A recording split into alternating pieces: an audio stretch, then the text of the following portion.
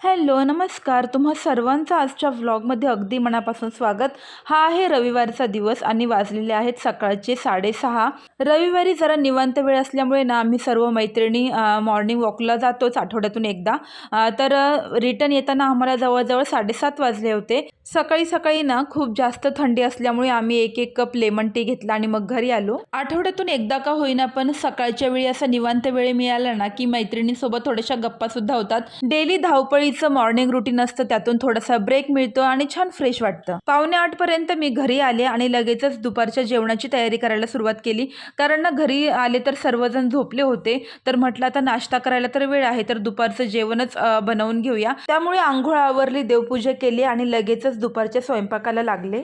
इथे ना मी साल न काढलेली उडदाची डाळ असते ना ती कुकरला लावून घेते, त्याचीच आमटी बनवणार आहे.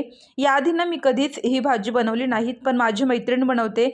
तर म्हटलं चला आपण ही आज ट्राय करूया. कारण कसं होतं ना, सुट्टीच्या दिवशी सगळीच कामं अगदी निवांत होतात, उशिरा होतात आणि मग संपूर्ण दिवस आपला बिझी जातो. शाळा आणि ऑफिसला तर सुट्टी असते, पण आपली जी घरातली रोजची कामं असतात ना त्यापासून मात्र सुटका होत नाही. त्यामुळे मी म्हटलं चला आज पटकन दुपारचा स्वयंपाक पण करून घेऊया, म्हणजे कामं जरा लवकर आवरतील आणि जरा निवांत वेळ मिळेल. काल ना मी चण्याची डाळ दळायला दिली होती, तर तेच बेसन इथे डब्यामध्ये ओतून ठेवत आहे. स्वयंपाक करत करतच इतर छोटी मोठी जी कामं असतात ना किचनमधली ती सुद्धा केली तर आपला भरपूर असा वेळ वाचतो. त्यासाठी वेगळा वेळ द्यावा लागत नाही. दुकानामध्ये जे रेडीमेड बेसन भेटतं ना ते मी नाही वापरत. चणा डाळ आणते 1 किलो आणि तीच मग दळून आणते. हा 1 किलोचा डबा आहे, त्यामुळे 1 किलो बेसन पीठ बरोबर त्याच्यामध्ये बसून गेलं. आता इथे हिरवी मिरची, आलं, लसूण, कोथिंबीर आणि कांदा याचं वाटण बनवून घेते उडदाच्या डाळीसाठी. उडदाची डाळ बघा 4 शिट्ट्यांमध्ये छान अशी शिजलेली आहे.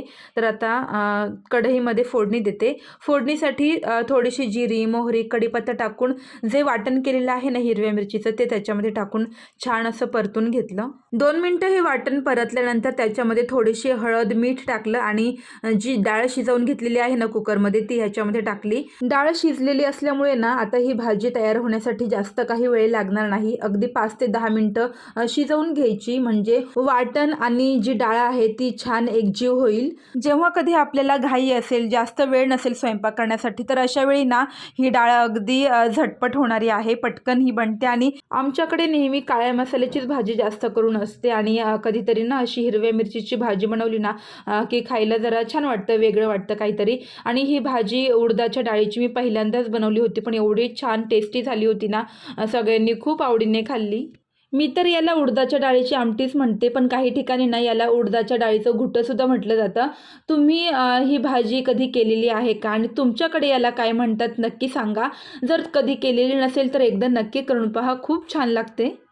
आता संध्याकाळचे जवळजवळ 5:30 पावणे 6 वाजलेले आहेत आणि सूर्यास्ताची वेळ झालेली आहे बघा.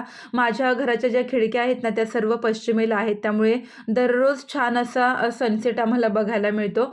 आणि जेव्हा कधी मी कुठलाही सनसेट बघते ना तर एक गाणं माझ्या आपोआपच ओठांवरती येतं आणि ते म्हणजे लता दीदींनी गायलेलं मावळत्या दिनकरा. आता सुद्धा मी तेच गुणगुणत होते, तर म्हटलं चला तुमच्यासोबत शेअर करते. मला एवढं काही छान गाणं बोलता येत नाही, पण जसं येते तसं मी बोलते. मावळत्या दिनकरा अर्घ्य तुझा जोडूनी दोन्ही करा, मावळत्या दिनकरा